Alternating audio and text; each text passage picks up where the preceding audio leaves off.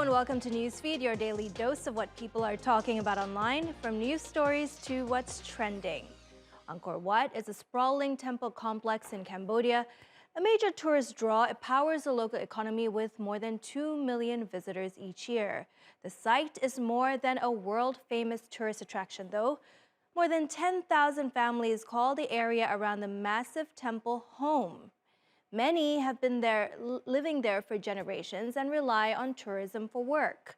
But as Sari explains, there's a hidden cost to the tourism boom. The world's largest religious structure, Angkor Wat. With buildings dating back to the 9th century, the temple complex is Cambodia's most popular tourist attraction. But behind the scenes, a story of misfortune. Thousands are being evicted from the temple complex to protect the UNESCO World Heritage Site. What we are doing is to ensure that the site would be able to maintain its authenticity, its integrity, as well as the the overall landscaping of the site. The government says the relocations aim to protect the integrity of the site, but it's separating the iconic site from its heart, the surrounding community. At this place, we're happy because we're close to the ancient temples and nature. When we have to move from here to a new location, there will only be concrete houses and no nature. As an artist, I prefer where we are now. Around 100,000 people live in villages around the complex. Many have lived here for generations and built their livelihoods on local tourism. We lost everything after being forced to move. We don't have anything to hope for anymore. We borrowed money from a bank to run our business, so we really did lose everything. Now we owe money to the bank, money that we have to repay every month. It's very hard to accept. While authorities claim the relocation is voluntary, many residents feel they have no choice, saying they're being pressured by the government. In the past 6 months, more than 600 families have been relocated from their homes near Angkor Wat to Ran Ta Ek, a resettlement site about 25 kilometers away. Amnesty International has conducted interviews with dozens of affected residents. The NGO found that the residents were being harassed and coerced to leave their homes, with government officials threatening to withhold compensation if they refused to leave. None of those affected were consulted about their eviction or resettlement, and they were not provided with any information on their legal rights. Upon arrival at Ran Ta Ek, families were not given proper housing, clean drinking water, or adequate toilet facilities. To make matters worse, they were placed far apart from each other, breaking up communities that had been living together for generations. This means people who have settled in Ran Ta Ek have been struggling with unemployment and hunger since their relocation.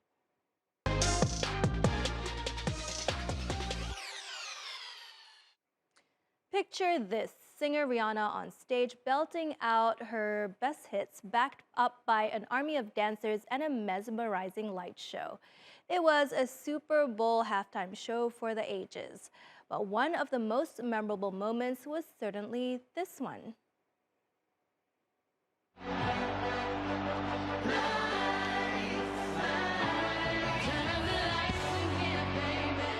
Yep, with the not-so-subtle act of powdering her nose during a halftime show watched live by 120 million people, Rihanna reminded everyone that it was her makeup brand, not her music, that's made her one of the richest female performers ever. With Fenty Beauty now worth almost $3 billion, it's no wonder that dozens of other celebrities have tried to follow in Rihanna's footsteps. But let's face it, not many have come close. Over the past 3 years, more than 50 celebs have launched their own beauty brands, from singers and actors to influencers and athletes. But here's the thing, the era of celebrity brands is fading fast. Top 4 worst celebrity skincare brands. Number 1, Kylie Skin. If lying about your entire net worth to get a Forbes title isn't trashy enough, her skincare line adds to that. Basically, all the active ingredients are at the very bottom of the list.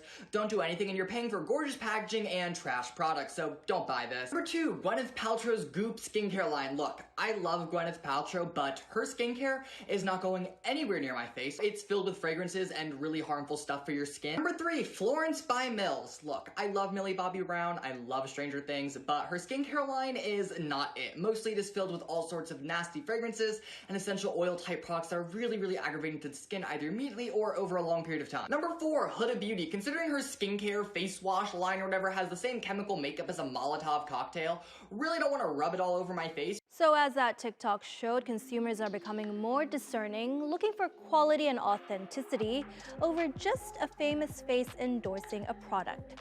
And some beauty companies are actively trying to distance themselves from celebrity brands. Social media platforms like TikTok and Reddit have played a big role in this shift. Countless product reviews and the so-called clean girl aesthetic trend have led to consumers trading in their lipstick and eyeshadow palettes for elaborate skincare routines. This has left many celebrity-backed brands scrambling to reposition themselves. Take Kim Kardashian, for example. She has shut down her makeup company KKW Beauty, which was all about the heavily contoured face trend of the 2010s, and launched a skincare line. Her younger sister Kylie did the same, but the sales of both her cosmetic and skincare lines are down about 80%. It just goes to show that having a famous name isn't enough to guarantee success. But there are still a few shining stars out there who have managed to create successful brands by offering quality products and promoting a positive message. According to Cosmetify, Rihanna's Fenty Beauty empire tops the list with an overall score of 9.76 out of 10. The brand offers makeup for all skin tones and is now available in 8 African countries. Here's a beauty TikToker showing just how some brands still fail to be inclusive. This is not inclusive. This is not inclusive. This is not inclusive. You cannot justify these being the darkest shade. Makeup companies make a lot of money. As a company, you cannot value inclusivity when these are the darkest shades that you have to offer, because it's not inclusive. This is inclusive.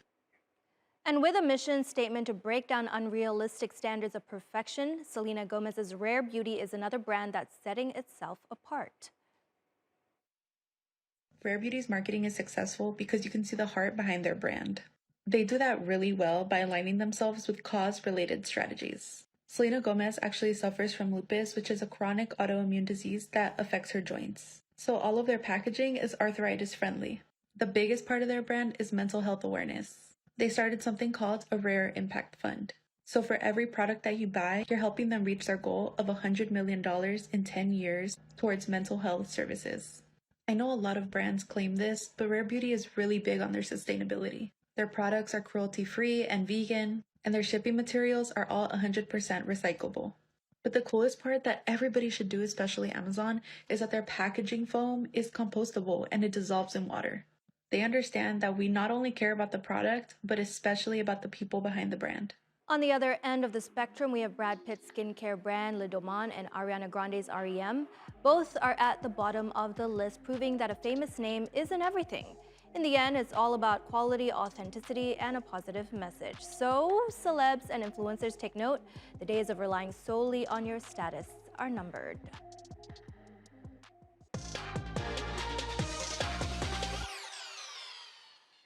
All right, on to what's trending. Controversial British YouTuber, singer, boxer, and influencer KSI is making headlines for all the wrong reasons. AJ and Harry. I'm not. No. Look, we need points in it, all right? I don't mean this maliciously, but the words.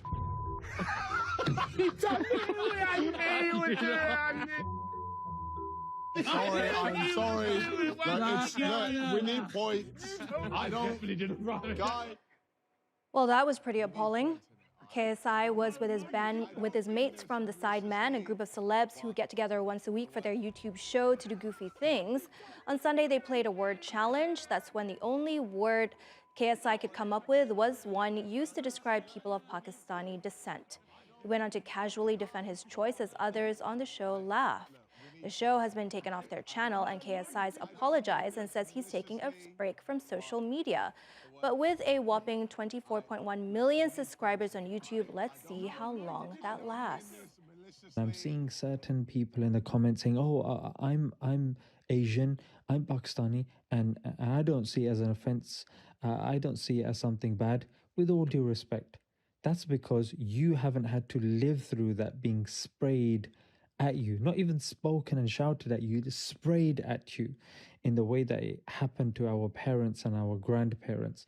They're the ones that get to decide because they're the ones that actually paved the way for us to come here, not you sitting at home. Most of your time is probably spent in a digital realm anyway. Quite aptly said right there. From an influencer that's being canceled to some who are changing the way they work. When did you last go from shop to shop for that special something or pore over travel websites searching for that perfect holiday? Well, these days, there's so much reliance on social media to tell us what we need and must have. Enter the age of the influencer. It's been a win for companies and seen some of these online promoters become household names and extremely rich. Last year, shopping app LTK reported that influencers helped sell more than $3.6 billion in goods. But now some influencers are changing tack and a new phenomenon is emerging. Friends, on this episode of De-Influencing, we're going to talk about skincare that is absolutely not worth the hype. And I'm not even going to be providing alternatives because this is true de-influencing at its finest. Starting strong with this hyped cleanser. It's so expensive, it leaves my skin so stripped. The hype around the superfood ingredients in a cleanser, a wash-off product, don't get it. Number two, and I know this is going to upset some people, I was just expecting that after spending money on this, it would kind of brighten the skin. No, it didn't even do that. And you guys loved it so much that I gaslit myself into repurchasing it twice just in case I was missing something. You guys love the Pharmacy Green Clean, but I have to say, now that there are drugstore versions that remove waterproof makeup super easily, I just can't justify it. I'm 100% sure that the only reason that this Drunk Elephant moisturizer is hyped is because it comes in a pump. Oh, do they feel nice? 100%. Will Vaseline achieve the same effect? Absolutely. You heard right, the people who get paid to promote products are now discouraging their followers from certain purchases. The hashtag de-influencing has about 160 million views online, and influencers are bluntly telling consumers that certain promoted goods are simply not worth it.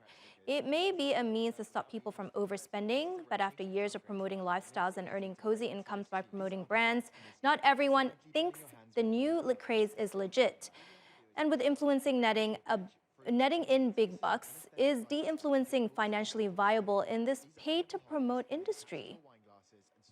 Okay, let's talk about this de-influencing trend and why I'm a little bit skeptical of it, even though I do think it's a really positive trend overall. People are just getting so tired of seeing trends like the Stanley Cup trend or videos like this.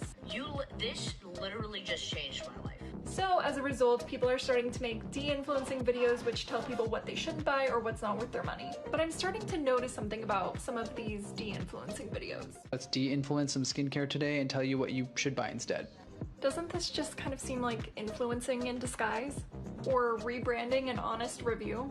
Reviews can definitely help you avoid wasting money on things that just don't work. But if we really want to dismantle the culture of over-consuming due to trends, the concept of de-influencing needs to be focused on encouraging people not to feel like they need to buy so many things in the first place. What do you think about the de-influencing trend? And that's our show. Find us on YouTube and do subscribe to our channel. See you soon.